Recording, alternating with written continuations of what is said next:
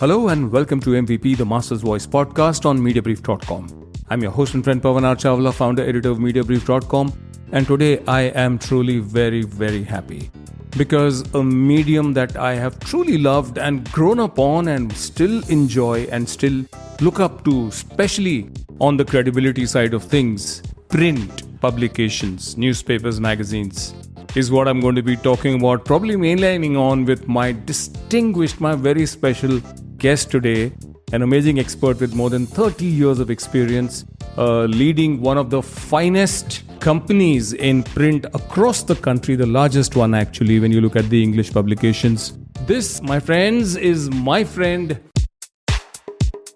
Partha Sinha, President Response, Bennett Coleman and Company Limited. So Partha, thank you for being on the show and welcome to this episode of MVP, the Master's Voice podcast. Thank you, Pawan. Very happy to be on the show. Thank you ever so much, Partha. It was really nice to have met you at Goa Fest and, it was like an impromptu thing. I said, hey, let's do this podcast. You've been missing on it and you said, why ever not? So amazing. I'm looking forward to all the insights we will be getting, my listeners will be getting. And, you bring phenomenal insights, knowledge, wisdom from your experience of more than 30 years and keeping the print flag flying and response across the entire Bennett Coleman group. But Partha, before we begin, let me do you the courtesy of introducing you to those of my very young first-time listeners, young students who might not know too much about all the great stuff you've done. So by your leave, here goes. My distinguished guest on this episode of MVP, the Master's Voice podcast is Partha Sinha, President Response, Bennett Coleman and Company Limited. Partha is an alumnus of IIT Kharagpur and IIM Ahmedabad. In his career spanning more than 30 years, Partha has been a nuclear design engineer, a banker, a strategy and marketing head of media and internet companies, and an advertising strategist. Partha has worked with companies like Citibank, NA, Ogilvy and Mather, Z, Publicis, BBH, and McCann World Group. Now he is the president with Bennett Coleman and Company Limited, the company that publishes the Times of India, the Economic Times, and so many other marquee newspapers. Partha has won many accolades internationally, including the Planner and Business Development Person in the Asia-Pacific region. He has also won a number of awards in Effie's, Walk, Cannes Lions, including some Grand Prix.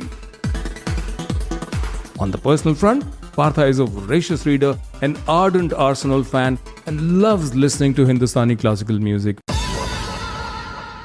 So that's in brief about Partha Sinha, President Response, Bennett Coleman and Company Limited, my distinguished guest on this episode of MVP, the Master's Voice podcast. Partha, let's look at first the FICCI Frames report that came out and, its assessment of print, its measurement of print, given the kind of measurement options and opportunities that are there, and also the guesstimates and the reports and what have you. So it's like an amalgam of everything. And you're the last word for me as far as measurement of print is concerned. Let's see what your views are. But I'm going to quote from that report, Partha, because I want to ask you, where does the print industry stand today? There would be nothing better than, the tiny little executive summary, like I said, of how print fared from the FICCI Frames 23 report with EY that came out recently. So it says print. Advertising revenues grew 13% in 2022 as print remained a go-to medium for more affluent and non-metro audiences. Number 2, subscription revenues grew 5% on the back of rising cover prices and has stabilized at 15% to 20% below the pre-COVID-19 levels. And third, digital revenues, alas, remain elusive for most newspaper companies. So, what is your assessment? Do you agree with what has come out? And how do you look at the immediate past of print, even pre-COVID and compared with the COVID-affected past and the future? Long question, it's all yours. Well, Pawan, I have a little contrarian point of view.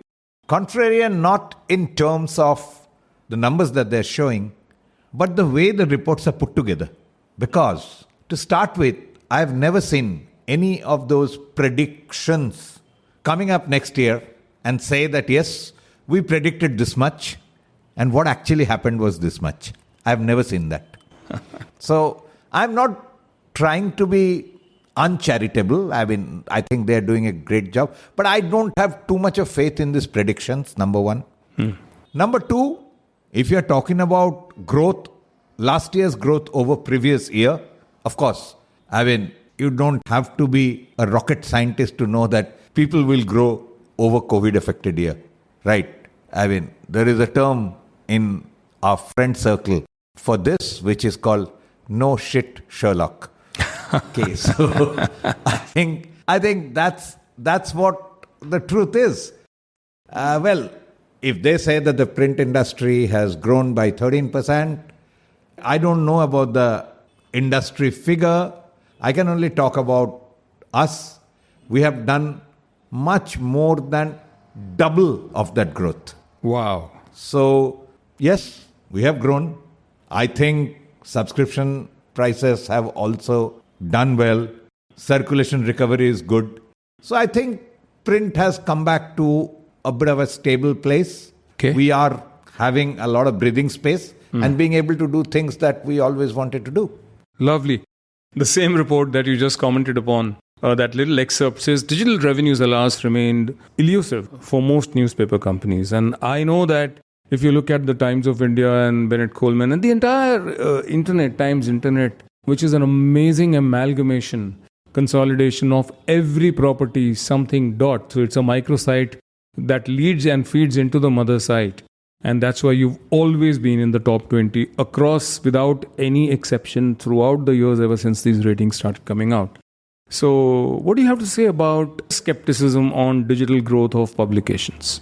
There are two parts to it. One is TIL has done well, which is Times Internet Limited has done well. And some part of it is public figure, some part is not. So therefore, I am not at liberty to tell you the entire number, but they have done exceedingly well. But at a conceptual level, you must understand there is a difference between display ad print revenue and digital revenue. Because digital revenue in terms of ad revenue has never really come to the publishers. If you see, globally speaking, not just in India, no publisher globally has been able to make money purely on ad revenue because majority of the ad revenue are with the aggregators, right? Whether it's, I don't need to name them. No, name them. Go ahead. There is Google and there's Facebook. Majority of the digital advertising revenue go to these people. So Google and, whether it's Google or YouTube or whatever, and whether it's Facebook and WhatsApp and whatever. So between these two, they are aggregators. They serve ads on content which is mostly not their content.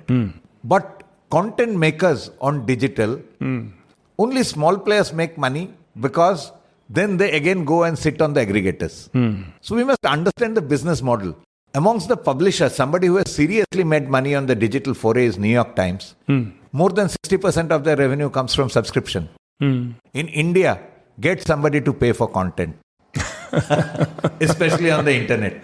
Absolutely. Big brands like Netflix, who give out of the world content, they are relooking at ad-supported model. Correct. So implementing it actually. So what are we talking about that, publisher will make money? This unfortunately comes from a bit of a lack of understanding of the market because in India, on the internet, not one person wants to pay for content. Right. But then what stops everybody? Look at the giants. There is you. There's the Times of India group, Bennett Coleman. There are the Jagrans, the Bhaskars, the Hindustans, everybody, and the Manoramas and, the Thantis and Sakshis and all of those. Across the country, okay, why can't you guys all get together and instead of brokering your own little deals with the Googles of the world to pay you for the news that's come up, do something collectively for the industry, for the sector of print? Suppose you had carte blanche, what would you do? Okay. I know you're a feisty guy and I'm not flattering you to elicit a response or, No. It's a very simple thing. The tech companies have made money, not the content companies. Why? Because they have sold advertising as a product. If you see something like programmatic, programmatic is actually a product. Right. It's productized advertising. It doesn't matter where the ad goes, as long as the ad goes. So it has got nothing to do with content. It has got absolutely nothing to do with content. It has got to do with the efficiency of the distribution system, which is tech, which is not content. So what would content companies do coming together? Tech companies coming together can do something. They can break the monopoly of a few of the distribution platforms. But content companies are not tech companies. So this is a tech game. This is not a content game. They say it's a content game. It's not. I have umpteen number of examples where on a very unfortunate piece of news, where say there was a brand of car which was involved in a car accident, was served with an ad which said it's the safest car. Oh my God. So therefore, content and context and contextual content is all immaterial. Eventually, it's a tech game. It's a distribution game.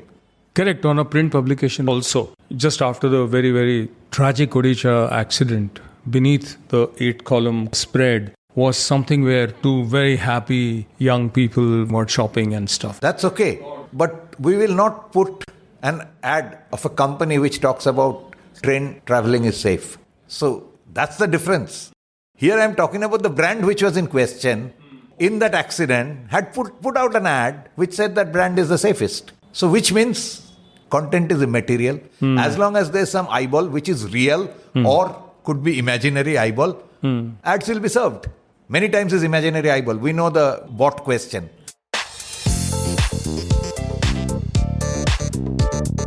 So tell me, during COVID, it's become like a platitude now, unfortunately, for people to talk about COVID. Every conversation has COVID.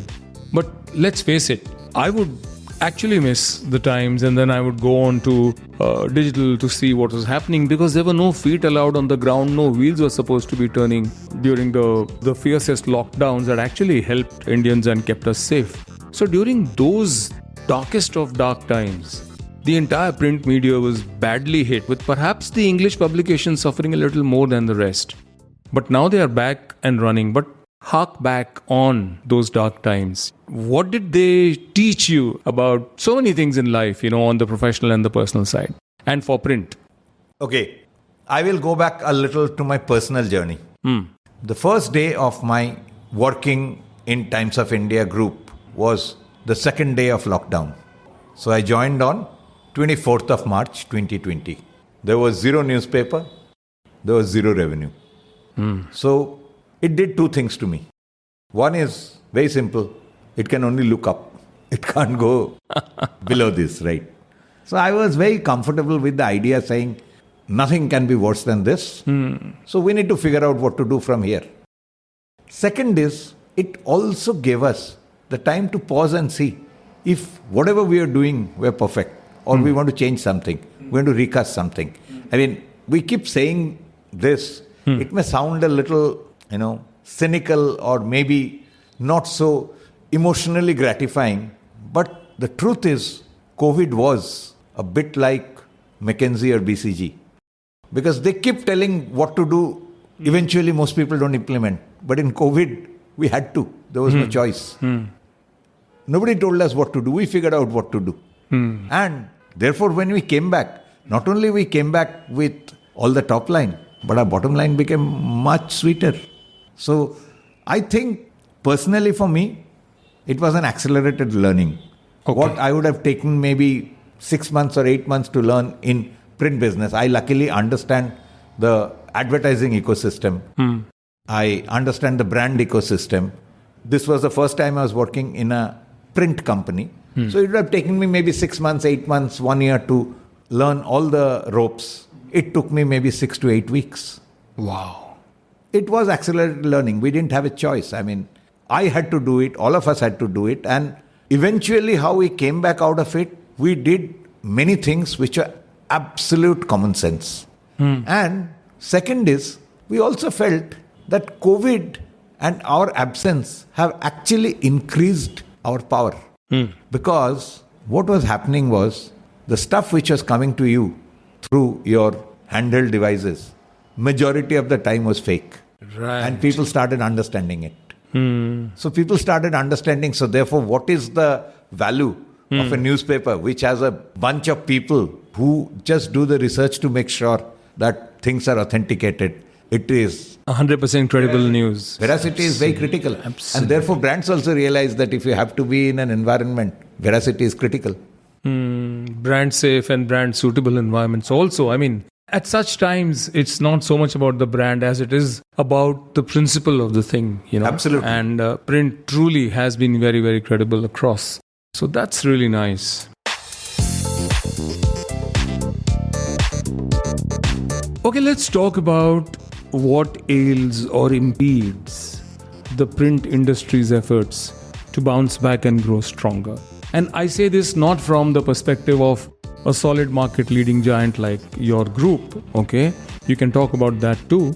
But also about, the rest of the space. Sure, you came in from the advertising space, but you got under the skin of and learned the ropes of print and you know the space inside out. So from that perspective, as a thought leader, as a captain of the response ship at BCCL. I want to break it down into two parts. One is English print, another is print in general. So English print is a little different story, Pawan. I don't know whether you saw recently, 4 of us got together, which is us, HT, Hindu and Telegraph. And we had taken out an ad. It's a very simple ad, which said, 8% of India owns the entire car ecosystem of India. I don't remember all the percentages right now, but it's something like 3% of India account for 80% outbound flights. 1.5% Indians pay tax. Say maybe something 3-4% of India own the entire mutual fund volume. Yep. So once you look at that, and once you look at what had happened to COVID, we understood it very quickly. This ad happened much later, but we understood it much quickly. So it doesn't make sense for brands to go and spread themselves thin in a time when their priority is to bounce back. Where will they bounce back? How will they bounce back? They have to go to the... Correct, TGs. Where there is market. Correct. There's a famous saying, which is to say that there's a gap in the market, but is there a market in the gap? Right? That is critical because, marketeers got very... because growth was getting saturated and growth was the only term. So marketeers were getting obsessed with this thing saying, can I go into some gap and all, without answering the question very properly that if there's a market in the gap. However, when it's a matter of bouncing back, where will they go and fish? Where the fish is. Yeah. That's the power of English print there. Correct. And now the rest, other language, Hindi and other language media. Papers have made a very significant comeback because, again, language papers are mostly used for reach. English papers are used for impact and opinion, and language papers are used for reach. Actually, primarily English paper is also used for status. Correct. Because if a brand is present on the front page of Times of India, that brand is seen in a different light. You say that the Hindi or the language publications are for reach. If you ask me, since English publications take you to where the fish are, they actually give you solid reach, not just opinion and not just views to be in the right place, frankly. So, I am preaching to the choir, to the biggest proponent of English publications and news. But I think that's the way I look at news, and especially English newspapers and the Times and the others. It will depend on category, Pawan. Some categories, not the entire market is this English-speaking market. Right. Yeah. When it comes to a car, it is. When it comes to a mutual fund, it is. Correct. When it comes to an airline, it is. But there are categories, especially FMCG, retail healthcare, and those kind of categories where even a larger reach is critical. Absolutely. So I'm saying in some of the categories, it makes complete sense only to be present in this world. This is a big enough world for you to do your fishing. Sure. So Hindi, you said, has bounced back very, very strongly. Yeah. Excellent. Okay, let me ask you one more question since it's connected. Crystal ball gazing. All right, we are in 23, 24. 2030, okay? Everybody's been saying TV is dead. I don't think so. Digital will completely overtake TV. I think there will be, it's not a zero-sum market. Both will exist, coexist and flourish. And print will remain very strong also. It depends on how it is pushed out and, the kind of habits. Because See, what COVID has done is it's taken people back to the roots and the basics and made them more and more conscious about the basic great goodnesses of life, so to speak, right? And today, the biggest thing is education. Parents want their children to read. They want them to be exposed to the best kind of news harbingers and platforms, and print is huge over there. But what I'm saying is 2030, okay, television, print, digital, OTT, etc. Which will be your top 3 over there by then? Okay, let me answer that a little differently, Pawan. You know, I've been hearing this thing saying, now that so-and-so medium has come, print is going to be dead. So, when television came, they said print is going to be dead. Thank you. Even when radio came in, they said print is going to get dead. Now radios, sort of, people have attended radio's funeral. But print is very much strong today. So even digital is not going to kill print. Point is, print reading habit is going to change and everybody will reinvent the product at some level. So in 2030, the products will look very different. This is my guess, that 7 years down the line, the products will change. But will print as a medium be irrelevant for brand building? I don't think so.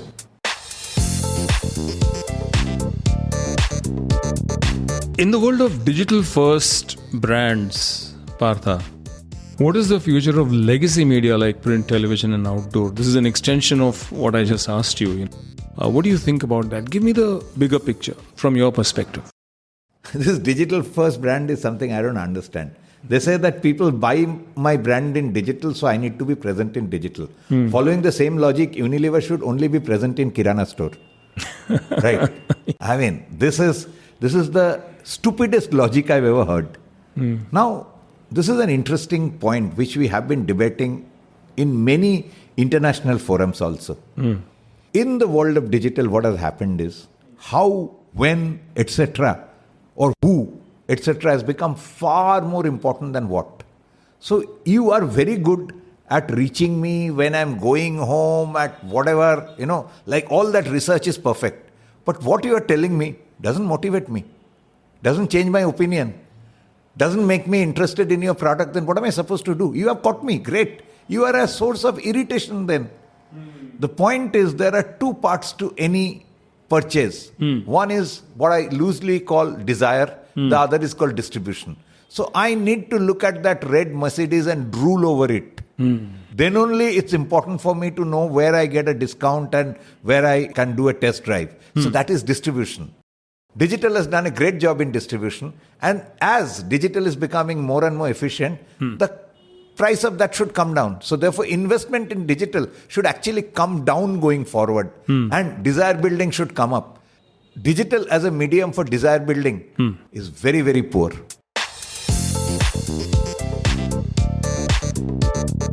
So Partha, how about the fact that proponents of digital like to hurl at print and other legacy media the lack of accurate measurement? I like that laugh.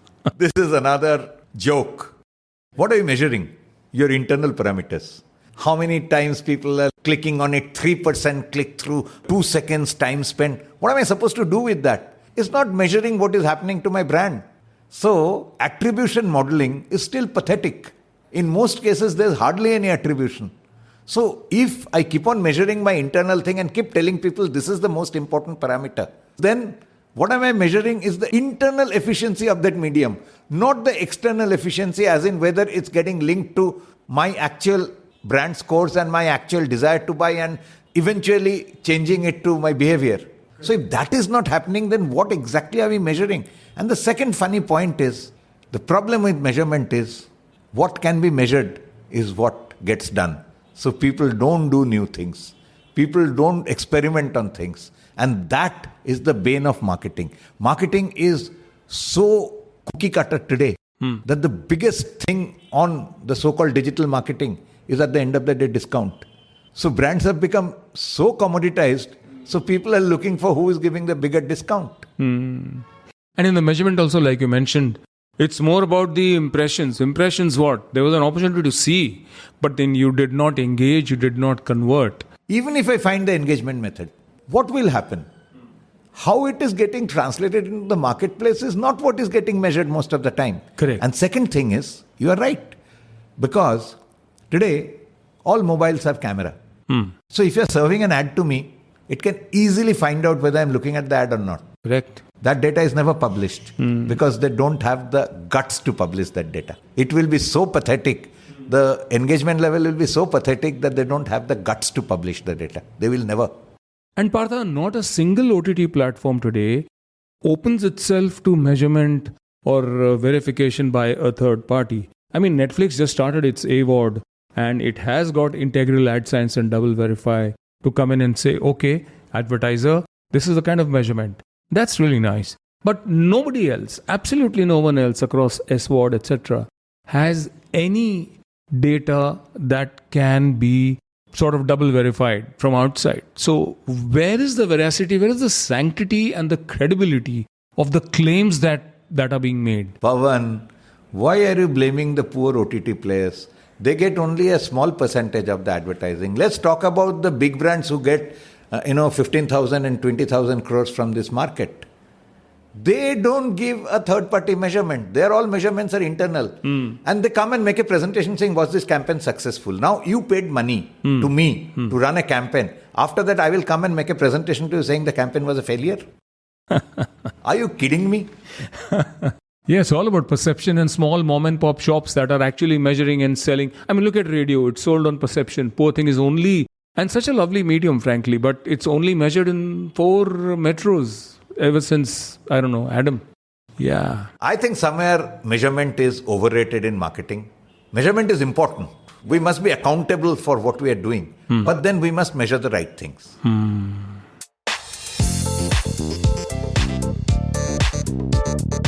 So much of ad fraud. I was talking to one of the big daddies of media buying in India. I won't name him. He told me 20, 25, 30% of ad fraud is par for the course, so to speak. I mean, why are we so nonchalant about this as an industry? What's for the people to say things like this when they get a 15-20% agency incentive? I'm being brutal. So they should be standing up and condoning this 25% rather than celebrating it. The way you are telling me is they're almost celebrating that 25%. No. He was condoning it. He wasn't celebrating it. He was condoning it, but then they should be losing sleep over it. Exactly. So if 75% of my clients' money is for real people and 25% is for imaginary people, fantastic. Why am I living with this in the first place? Exactly. But nobody seems to be doing anything. Yeah. The platforms have the power to do these things. The fact is, it doesn't suit them. Okay, several things impede the print industry as a whole, today, and the industry's efforts to bounce back. Which ones do you think are the ones look at the rising costs of newsprints, the limitations on FDI, which several legacy entities don't want increased, and more. What are the 2, 3, 4 main reasons print is finding it sort of challenging to grow? Yes, even a Times or a Hindu or a Mint or another group has so much more room to grow. But if you look at the limitations that are there, the biggest challenge is not newsprint price. It is the biggest cost that has gone out of hands currently. I understand that. But the biggest challenge is the death of attention, especially with younger people. So ADD is the biggest challenge, not only for print industry, but most of the legacy industry where the size of the content is a little longer for which people need to pay attention. Now, people are serving 3-second ads and 2-second ads because younger people suffer from ODD. I think ODD is a social problem. The way ODD has become a social problem thanks to the internet, I think internet itself will find a solution to it because we can't live in a society with this level of ODD. I'm seeing a lot of detox happening amongst younger people because they want to come back, they want to read a book. The idea of reading a book has gone out of the window. Imagine a full generation is growing up without reading a book. That I think is a bigger problem. It's a societal problem. And I think internet itself will find a solution to it because I still strongly believe in humanity. So I think internet itself will find a solution to it. It's a societal problem. And that once it gets solved, print industry will be in a better place because today, print industry's biggest enemy is attention deficit. print also actually remains a not too accountable medium when it comes to strong measurements and accurately, reflecting ROI and impact. I mean, the MRUC and its IRS survey, it does need big investments for support to grow the field research. Would you agree with me on that? It needs to evolve the questions. It needs to deploy digital measurement amongst those readers who are on both mediums and more. So, why do I always hear that print publishers are reluctant to strengthen MRUC with investments for better measurement infra and practices? Support, And I also hear that now recent demands have included a change in the methodology and the metrics. Alternatives to something like AIR is being sought. So, I mean, this is what I've heard and gleaned, and I'm throwing it at your door. Tell me what you have to say about it or what you think about it. See, the way measurement works today is you need to measure things as they happen. So you have to come as close to that as possible. For that, there needs to be change in the approach. Because our market research methods are fairly dated still. So unless and until we crack that solution, I agree that the approach today is not very conducive to show the true power of print. Because I don't want to get into a measurement which doesn't show the true power. Right. So today, the measurement will show that in the investor community, more people are interested in WhatsApp. I understand. Could be. Do an issue without taking an ad in Economic Times. Why can't you do that? So that's the true power. What will measure that? So unless and until measurement parameters are changing, doing the same thing again and again and expecting different result is the definition of insanity, right? Absolutely. Oh my God. You should also have been in editorial. Partha, you have such a way with words. Yeah. No. And of course, it's the thought that's important. So I agree with you. But the aspects, the inputs that I said, I've heard, and I also believe are important. Do you not agree with that? For MRUC to get bigger, better, more reflective? MRUC as a body, I have got nothing against because these are again all friends and stuff like that. So this... No, it needs help. I'm not saying, I'm not criticizing MRUC. I'm saying it needs the resources to bolster the measurement. It will need the resources. But my point is, do we have enough capability right now that even if we give the resources, it will be able to do something which shows the true power of print? Unless and until there is agreement around that, around the table, I think it will remain a bit of a futile exercise. Because you can't keep on making measurement of whether people have identified the masthead or not in a market which is primarily driven by impact and perception. I have a fundamental disconnect with that.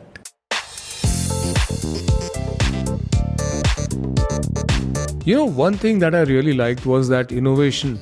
I think it wasn't an innovation. Overnight, you doubled your real estate. Of all the prime properties in, the Times of India that came into my home, I think it was an Akshaya Tritiya Are you talking about the two books? 2 complete issues on the same day. That's right. 2 editions. The main jacket and front flap, then, the inside cover, the main front page, everywhere, solus, etc., sections, main, everything, all the advertisements. It could have been a 48-page issue, but it was 2 24-page editions of the Times of India. Because I won't have made the same money on 48 pages. The 224 page, I make much more money than 148 Absolutely. page. So it's a very simple thing. However, Absolutely. The interesting thing is, this is one of my biggest learning. People like ads in newspaper as much as they like the content.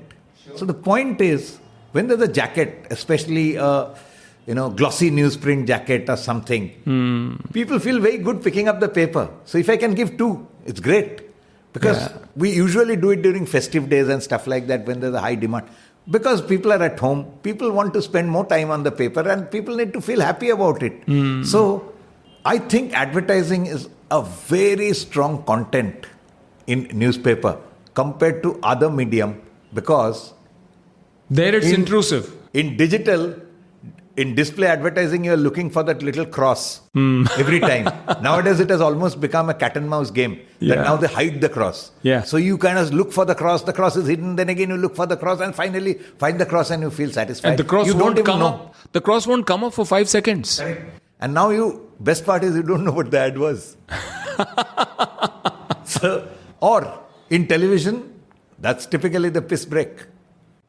Oh God. You use such disparaging words without intending to use them apparently, but piss break I'm on sorry. television. This is the biological break is what is meant by the advertising break. So the problem or the interesting part, let me not talk about other medium. The interesting part of print is people like to read print ads. Yeah. People crib saying, they keep telling me that, Arey, in your paper, I see the first 3 pages are all advertising and then only I come to the first page.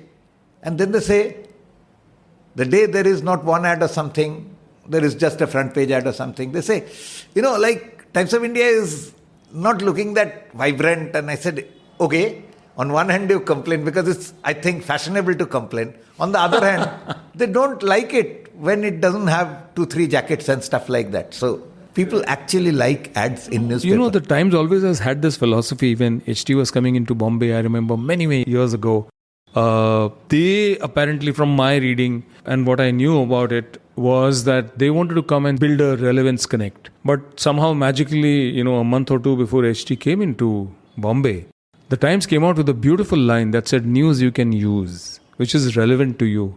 And I think today that ads have become as much a part of news because people are looking for lifestyle necessities, comforts and luxuries and enhancements. And these advertisements are the most important source of. I will tell you 2 things, Pawan. Interesting. One is a small anecdote and another is what you're saying, an extension. I think the reason people like to read ad in newspaper is that ad is content. Yeah, okay. Of course, I must say that there is a genuine need to improve the creative quality of print ads. And we are talking to people, we are talking to agencies, we are talking to creative agencies to see that how we can bring back some of the, interest value, because thanks to the way people create ads in digital, this is also becoming very transactional, print ads. So I think there is a scope. We still get a significant percentage of ads which are very nice. I don't know if you remember seeing that Sabyasachi ad, like the entire country was talking about that ad. And people said, what a waste of time. But then they had to go through it, take photograph and wrote, what a waste of money. All that is fine. The second is an anecdote, which is, tell me. There's a car brand which apparently before launching had got a number of booking which was more than their production. They still took a jacket. Wow. So I asked why. You have already sold. He's saying, listen, if the jacket is not there, nobody will think that I have launched a car. It is content. It is not necessarily only a stimulus response device. There is FOMO out here content. in terms of brand also. Yeah, content, yes, absolutely. Also it's the kind of impact that the advertisement delivers, which is what I think separates the Times from the other English publications. And I'll tell you this from another anecdote, which was about, I think, some years ago. There was the Times and then there was another publication from Mumbai, a broadsheet. And both had, I think, the same front page, the full jacket from a real estate company.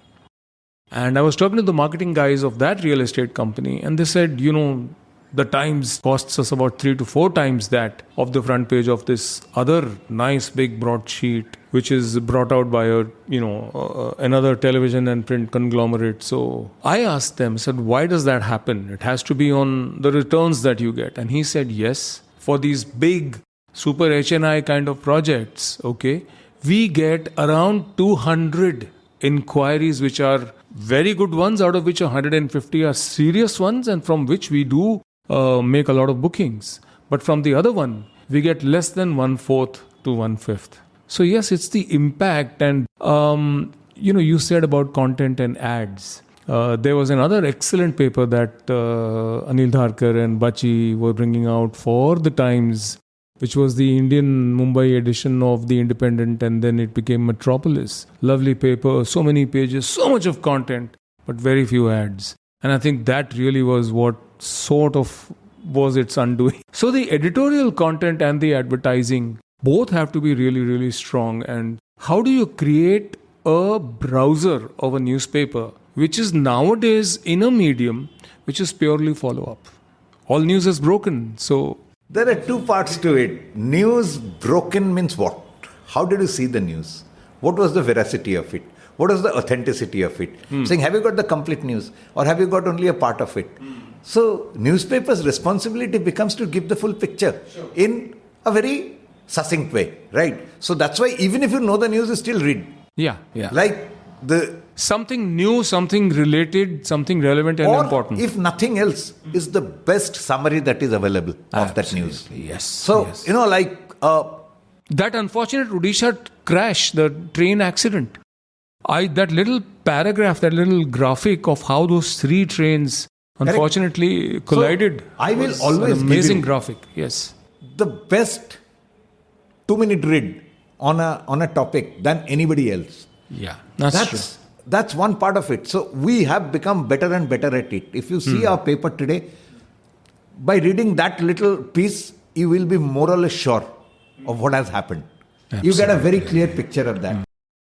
The other interesting thing is, many times you have a few unanswered questions when you got the raw news in your head.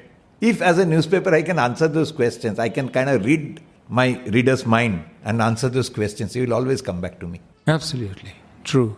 So was it a human error or a system error? Simple question. We will ask that question definitely before you ask that question. Absolutely. No, and a lot of research, a lot of effort goes into creating that succinct, tiny little, really... That's why we have top-end reporters, we have top-end journalists.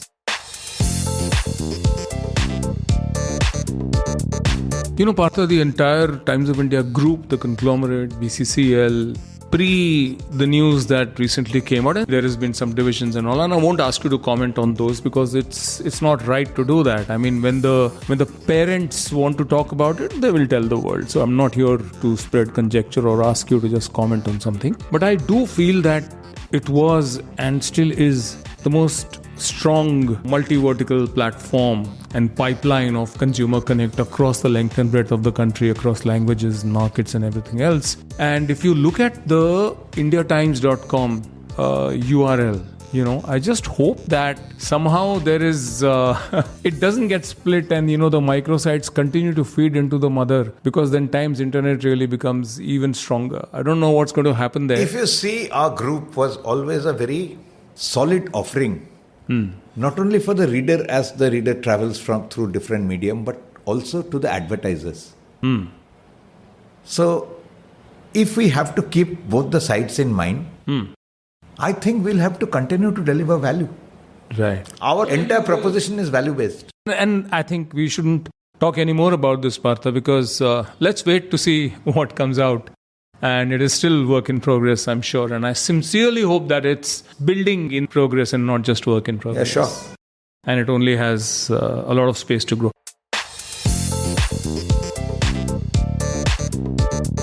Partha, whether it's Goa Fest or any other fest, lovely events and industry bodies and agencies doing so much to further the entire industry or the professionals in the space that create that section or vertical, whether it's advertising or marketing or whatever. I was talking to Avinash Pandey, my friend Avinash, who's the CEO, as you know, of ABP Network, and he's very keen on bringing in slightly younger people into the bodies and associations, incorporating them with or drawing them into the creation of events, etc. under the leadership of the established stars who are doing it. Stars because they've done such great work over the years. You've been one of the movers at Goa Fest and with all the other industry bodies and so many others. So what is your view? I mean, isn't there a need to actually bring in younger and younger people and sort of, get them to think for the industry and unite everybody together and take things forward? This is a classic cart before the horse or horse before the cart story. Why would the young people come? So, okay, since you're asking about industry body, I've been the president of the ad club for last 2 years. When I took over, I said a simple thing. If I am not raising standard and making youngsters see higher standard of work, higher standard of judging, higher standard of engagement, then youngsters will never come. So, most of these associations and bodies are used for PR purposes. by senior people, I'm sorry to say, in as many words. It's like, you scratch my back, I will give you an award, you will give me an award, that kind of a thing.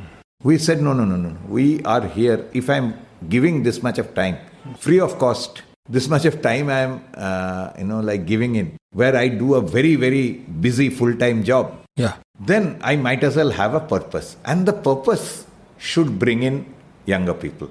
It's not putting in the younger people, they will run away in a bit. Because if your purpose is not defined. So what did we do? Our first thing was to see that, some of the things you get to see because there is, like Abbey One Show event happens in Goa, so you get to see that. Do you know that we have launched 2 courses with Mica? And it taught junior to mid-level people because they don't get too much of training. And all of them, the people who enrolled, were between 35 and 40. They're not young, so to say, but these are people who matter. They're the body of any industry. When we took over the award, I did the tie-up with One Show. Why did I do that? I said that Indian quality of work need to be judged at an international standard level. So One Show came in. What happened? Nick Law is coming. People like Vanda. These are big names globally. They are coming and judging the work of our kids. So when they are putting up an, post, they are saying, I got the gold and it was judged by Nick Law. Yeah. So that's the beauty of it. That's why they will come. They will see what is happening. I have signed up with IPA. So we will announce it very soon because MOU is getting signed. IPA is the best that there is in terms of upping the standard in advertising. Sure. So see, all these were available for all these years. Nobody did anything, right? Now IPA coming in, I'm going to launch courses which are primarily targeted at young people. I brought in MAD quiz, which is marketing advertising quiz, MAD quiz. And I got Derek O'Brien, and you should have come for that event. The average age in that room, it was not a room, it was open air. So average age in the house was less than 25, 26. Wow. So that's the beauty. People would come for things that, we actually honestly believe that if 5 of us sit on a, stage and talk rubbish, young people will come and clap. It's deja vu always. The same things are said. Same things Nobody's are said, and prepared. most people don't even update themselves. Absolutely. Most people, one of the biggest problem of our industry is that people don't read. People don't update themselves. So they come and say the same ghisapita thing. Nobody wants to listen to that shit. Those 5 people sitting on a forum is something we will never do in Ad Club. Not one of our events will be like that. We did a little one. Why? Because I got Kevin and Prasoon to talk. Prasoon is an international figure. He's not just a national figure. Prasoon is an amazing guy. Yeah. And Kevin is Kevin. So I asked them questions because they can get an international perspective to the table. We don't get it every day. So unless and until I get a Sam Altman to come and talk, I don't want to hold a session. So the point is, it's not important to get the young people. First, you correct your content. If 5 of those oldies keep sitting on a stage and keep talking the same old ghisapita thing, no young person will come. On YouTube, they get better stuff. On TED, they get better stuff. Everywhere, they're getting better stuff. Nobody is interested in half-baked knowledge. So this is a very strong point, and I wanted to make this because this is how I looked at Ad Club. So see the interest in IPA. We already have more than 100 applications for IPA, and we will do more than 500, I'm sure, because we still haven't launched. Wonderful, wonderful. My friend Rajesh Kejriwal was telling me, he was also on this podcast I think a couple of years or maybe more back. And he said that, the sad part is that people have to go to Cannes and, every agency or needs to have at least $1 million budget for entering into awards. But I think that the kind of international people you are bringing in through the ages of the Ad Club, and of course with the AAAs of I, and with, the One Show and at Goa, etc. I think, before Indian work is sort of mooted to be sent out and entered into the Cannes and the other kind of places and, with such big fees, this will be a good sifting. 100%. Wonderful. We are saying what will win here will win there. Oh, wow. That's our final objective. Because it's the same jury. Lovely. Eventually it will be the same jury. Again, all these awards used to happen to keep people happy. Yeah. Our purpose is, we don't care whether people are happy or not. We care about whether the standards are international, whether it's completely transparent or not, whether the process is fantastic or not. These are the questions we are asking. We don't give a damn about who's happy or who's unhappy. The industry bodies are not to make people happy or unhappy. The industry bodies are to raise standards. Industry bodies are to bring global standards into India. Industry bodies are to give training to younger people. IPA would be launching courses which are even as low as 300, 400 pounds. And those courses, there are exams. So you can't really do the course and get a certificate. You have to write the exam. And those courses are so good. We will have better conversations in the corridor. That is our responsibility. Excellent. Our responsibility is to have better conversation in the corridor. Our responsibility is not to keep people happy. Our responsibility is not to get, like 5 people whose faces are there everywhere to make them sit on stage and they spew some rubbish. Our responsibility is not that. If I am giving my time is very valuable. So if I am giving that for free, then it should benefit the industry. That's an emotional investment. Because I strongly believe. Because what I see the conversations. I am also the Khan's representative of India. Correct. So I get to see the conversations in those stages. I'm saying our conversation need to reach that stage. Why is our conversation so poor? That is because we are not investing in standards. We should invest in standard and not invest in building some relationship between 20 people. I don't believe in that. Wonderful.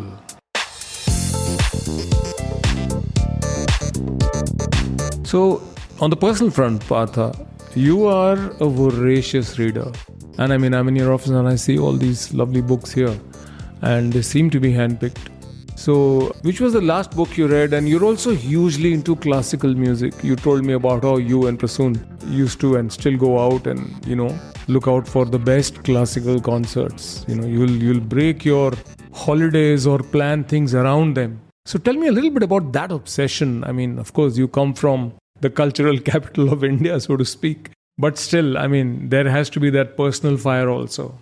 See, I went through a complete musical journey, as everybody does. But luckily, my father was big into Indian classical. So he introduced me to the likes of Ustad Amir Khan Saab, or, Bilayat Khan Saab, or Ali Akbar Khan Saab, or Pandit Bhimsen Joshi.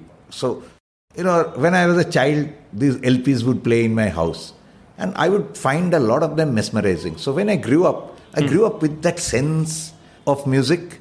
I was extremely critical of a lot of other music. Because, there's some purity in this music which stays with you.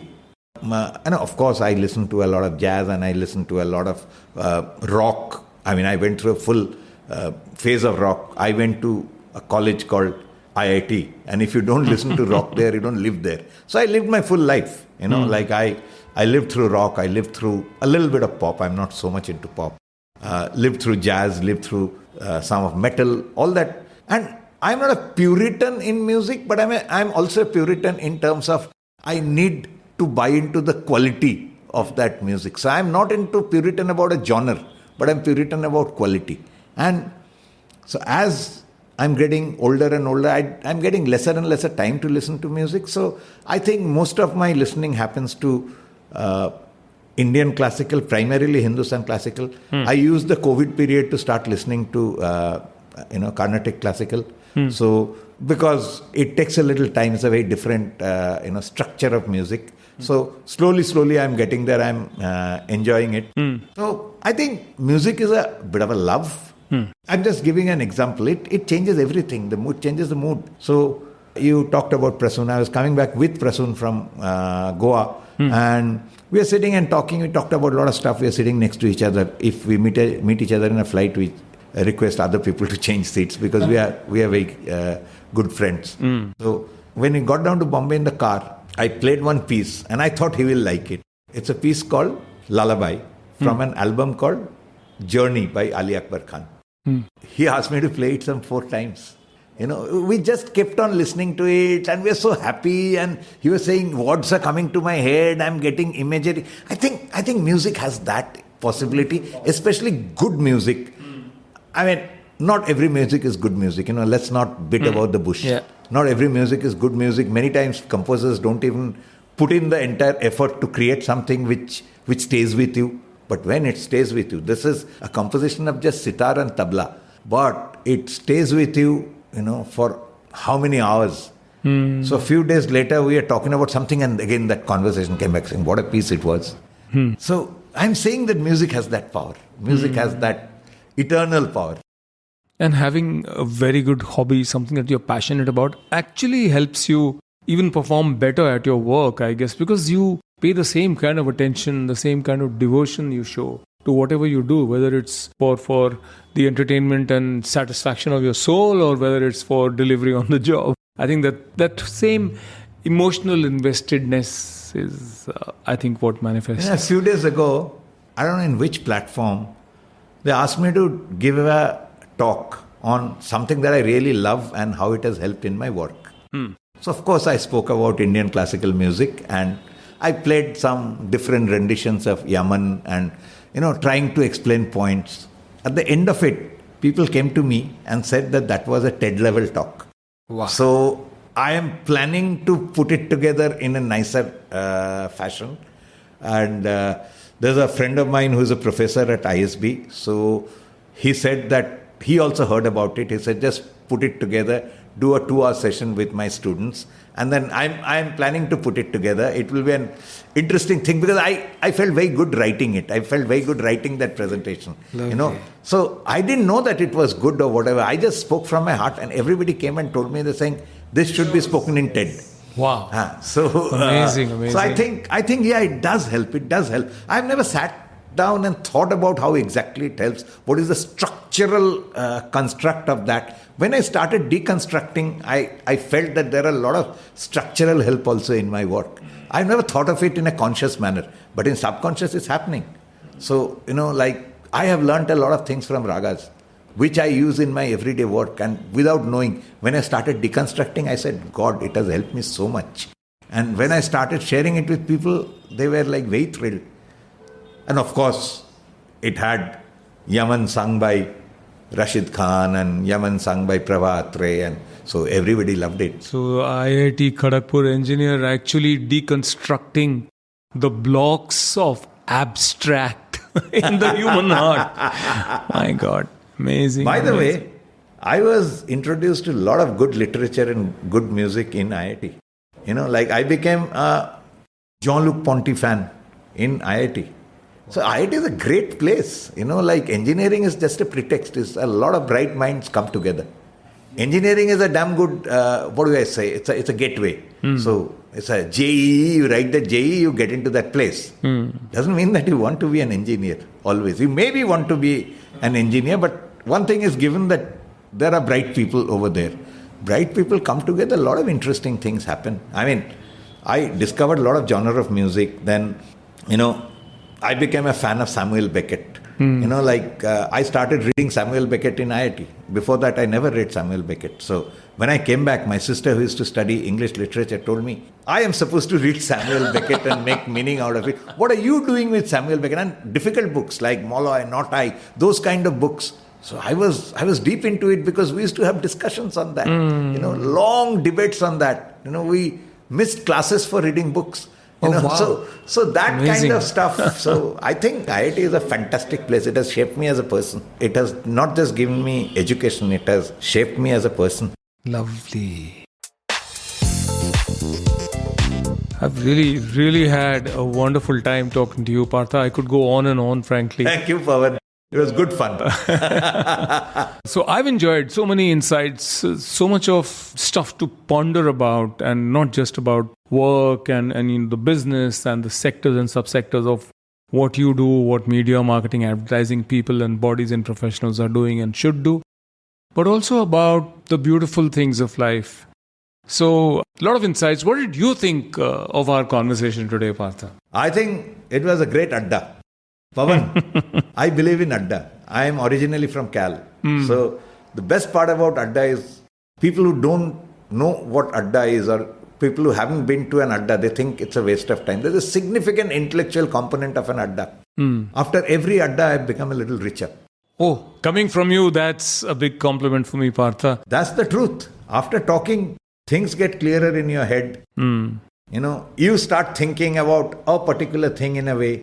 Then there are some job lists. I suddenly realized that I must do that classical music thing again. So I have to write that presentation properly so that maybe I can deliver it on a TEDx platform. Who knows? Maybe the TED guys may also call me. I don't know.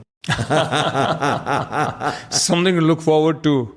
I certainly will. I hope so.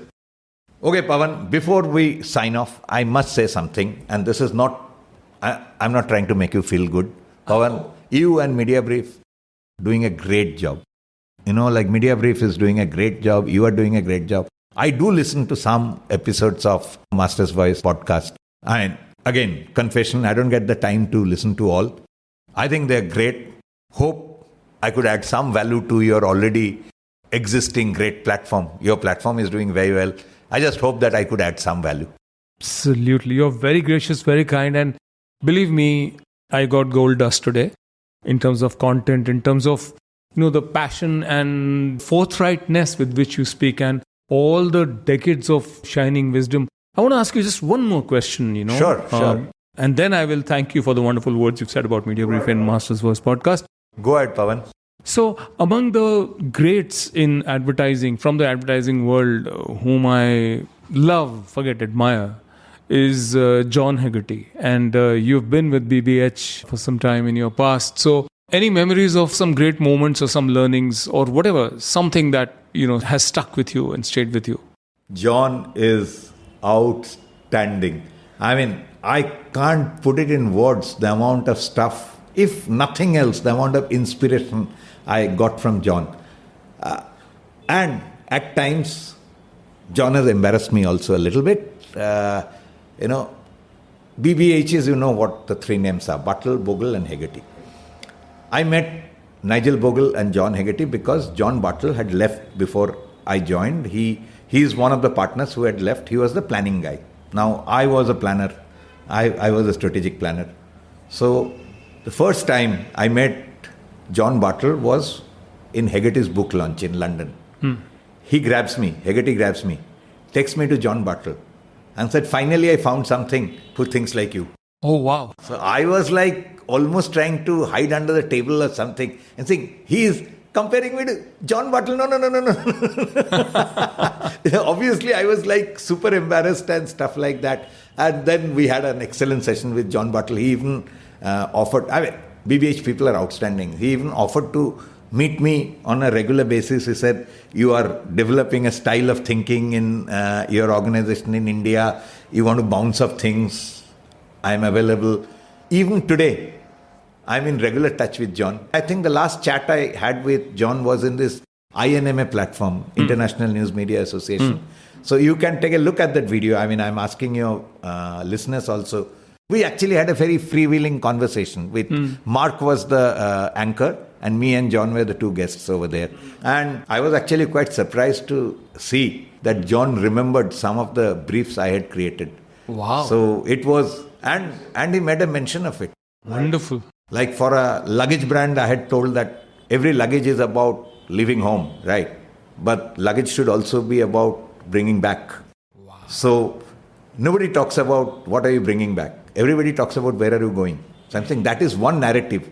What about the other narrative? And he remembered that. He said that changes the category, that opens up everything. Passionate as always. Oh yeah, John is fantastic. I mean, he's a legend, but he's an approachable legend.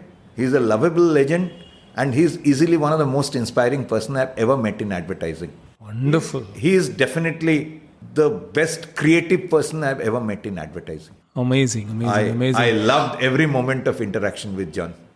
And how did this IIT Kharagpur engineer, of course with literature and music in his heart and soul, get into advertising and media, the most incestuous of places to work? You want the real answer? Serendipity. Wow. I never think about what I'm doing next, what I'm not doing next. I'll tell you what. From IIT Kharagpur, I went to IIM Ahmedabad. Then I joined Citibank because that's what people do. Because Citi and Levers were the only two jobs at that time. If you are a very employable guy, day one and those kind of stuff, so you get jobs there. Great. Then I met the late Ranjan Kapoor in a party. Okay. And he told me, Ari, you are very interesting. What are you doing in banking? I said, banking gives me a lot of money. So he said, I also was in banking. Ranjan is the next city banker. So he said, why don't you come to advertising? I said, what do you guys do? He's saying, we do interesting stuff. I love that. What do you guys do? So he said, we do interesting stuff. So I met up with people. They do really interesting stuff. So then I joined Ogilvy. And that was the journey in advertising.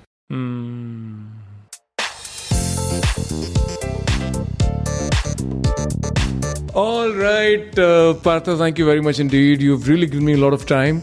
And I am truly grateful that you've been on the show and you've really gone and enhanced its level. I'm sure that everybody, youngsters, professionals, your peers, older people alike, and everybody in your entire publication empire that the Times of India print arm is, will also feel proud of having a leader like you leading them. So truly Thank you, wonderful. Pawan. It's a pleasure. But before I sign off, I want to say one thing to your listeners. Yeah. Which is, I do not understand the value of being PR friendly, right? So please pardon me if some of the things I said are too direct. If some of the things I said should have been said with a lot of filtration. I don't know how to do it. So I'm really sorry if I have inadvertently, hurt your sensibilities or anything. But unfortunately, I'm a person like that. And everything that I've said is from the bottom of my heart. Because if I don't believe in anything, I'll not speak about it. And to use your words, no shit, Partha. Thanks, Pawan. The remarkable, incomparable Partha Sinha was my distinguished guest on this episode of MVP, the Master's Voice podcast. I hope you too were inspired by Partha and benefited from the insights he shared. I absolutely did. Till we meet again in the next episode of MVP, the Master's Voice podcast series on Mediabrief.com. This is your host and friend Pawan Chawla saying, take care, stay safe, bye-bye.